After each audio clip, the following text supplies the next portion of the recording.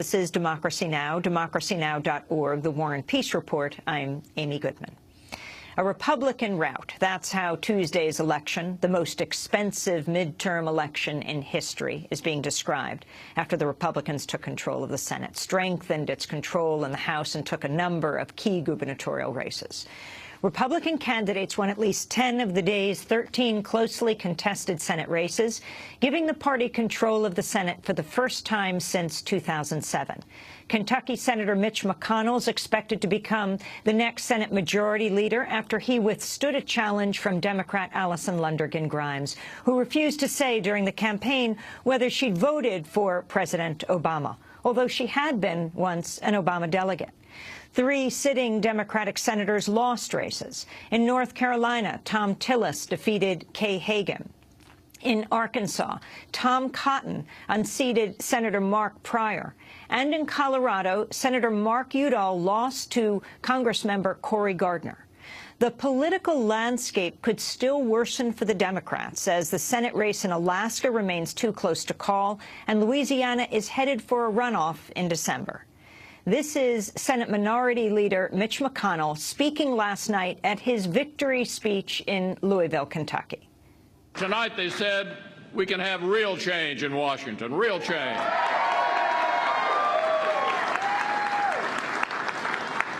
And that's just what I intend to deliver.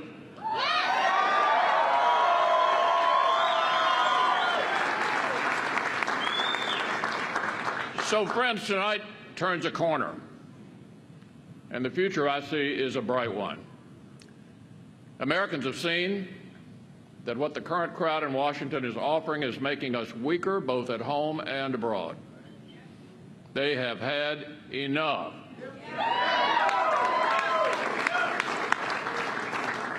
You know, there's an old saying that's often attributed to Winston Churchill that I'm reminded of. Here's what he said about us, about Americans.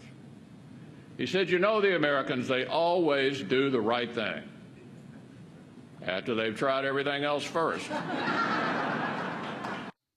The Republicans also picked up at least 10 more House seats, giving the party its largest majority since World War II. President Obama is facing a similar predicament as Ronald Reagan, Bill Clinton, and George W. Bush, the last 3 presidents to serve 2 terms. They all governed for the final 2 years with the opposition controlling both chambers of Congress. The Republican Party also strengthens its control in gubernatorial races as Republican candidates in Maryland, Arkansas, Illinois, and Massachusetts took control of seats that had previously been held by Democrats. A number of sitting Republican governors also overcame strong challenges, including Wisconsin's Scott Walker, Florida's Rick Scott, and Michigan's Rick Snyder. In one of the rare Democratic upsets on Tuesday, Tom Wolf is projected to have beaten incumbent Pennsylvania Republican Governor Tom Corbett.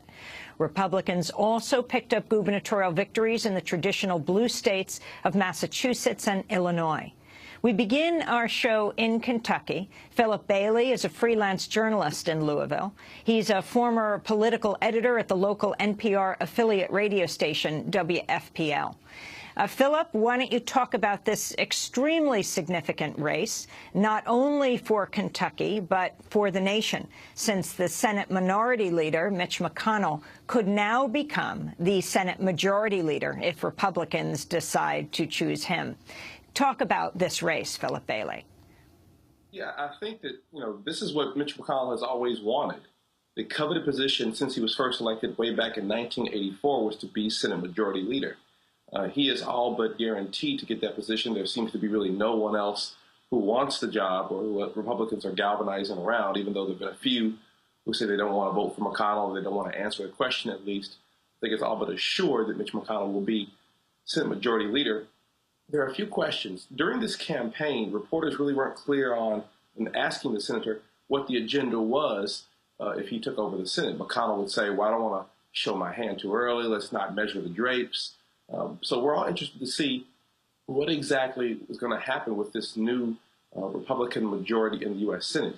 Will there be more cooperation with President Obama? Will President Obama be more aggressive? McConnell has often said on the campaign trail I was the defensive coordinator. Now I get to be the offensive coordinator. Well, those are two very different roles. On defense, a large part of what you do is to cause problems for the offense, to disrupt. Many Democrats would refer to McConnell as Mr. Obstructionist or the doctor of dysfunction. Well, now he has to govern as well. And particularly for Republicans going into 2016, it's important for them to show how they can govern. As many show the exit polls that the American voters are very frustrated with Congress overall. No matter how unpopular President Obama is, Congress is less popular. So Americans seem to be saying, let's get something done, anything done. So we're all interested to see how Senate Majority Leader Mitch McConnell can get that accomplished. Let's go back to Senator McConnell speaking last night in Louisville.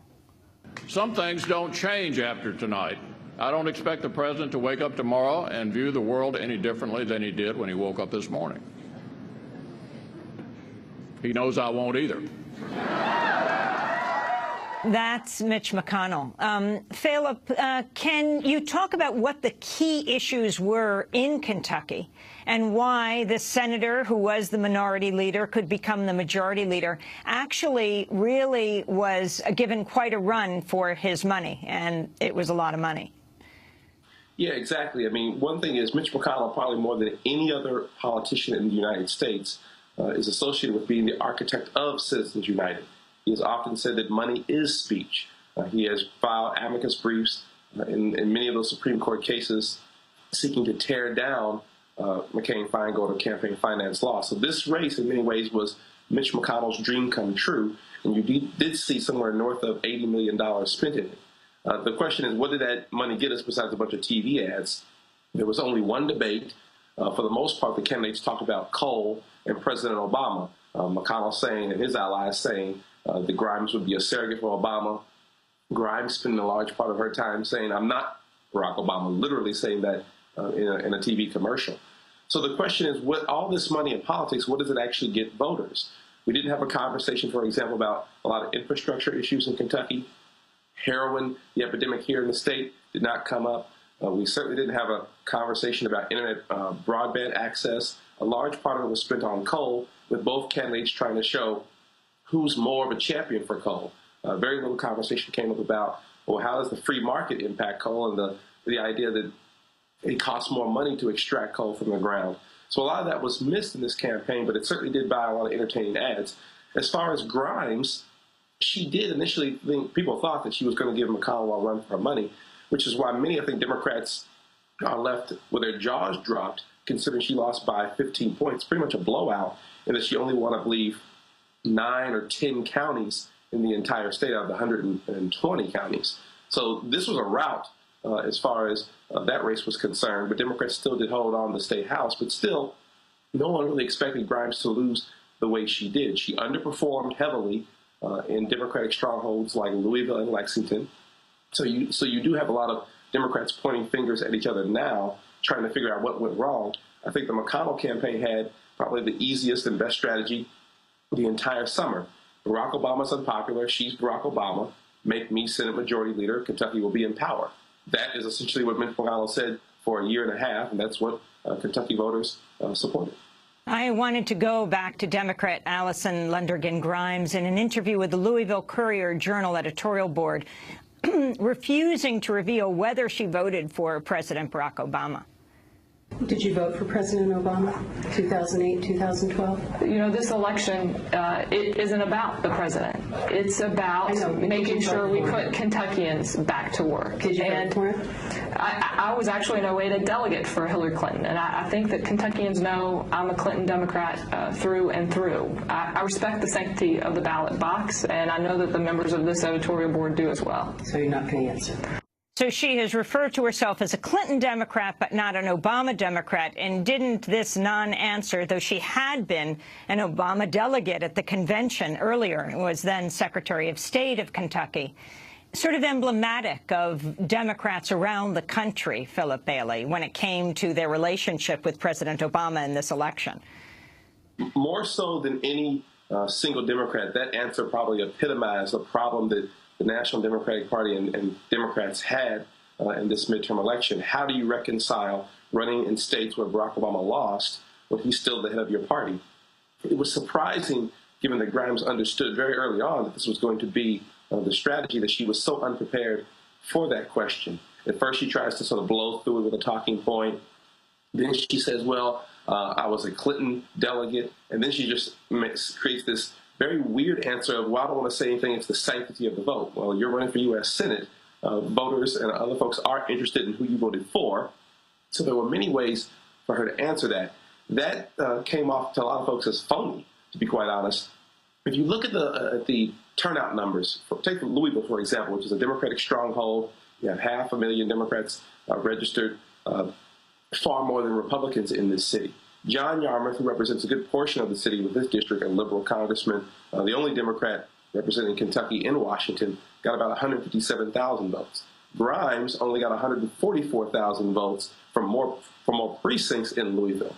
So that disconnect right there shows that there were some Democrats, probably liberal Democrats, who said, you know what, I'm not going to associate myself with Alison Anderson Grimes. She doesn't want to associate herself with Obama. She doesn't want to stick up for the environment. So what many Democrats I hear saying this morning are, what they're saying is, once again, Kentucky Democratic Party officials have run a lukewarm candidate, someone who was trying to be a Republican, and this is what you get. Now you have a Mitch McConnell blowout. Remember, about a year and a half ago, many Democrats were arguing about whether it should be Ashley Judd running for U.S. Senate, and many moderate to conservative Democrats said, well, if Ashley Judd runs, she'll get blown out by 15, 20 points. Well, Philip Bailey, I want to thank you for being with us, freelance journalist in Louisville, Kentucky, former political editor at the local NPR affiliate radio station WFPL. When we come back from break, we'll be joined by Li Fang, who has been investigating the money trail. Yes, Mitch McConnell was given a run for his money, and there was plenty of money. Did money win big in these midterm elections, the most expensive $4 billion in history? Stay with us.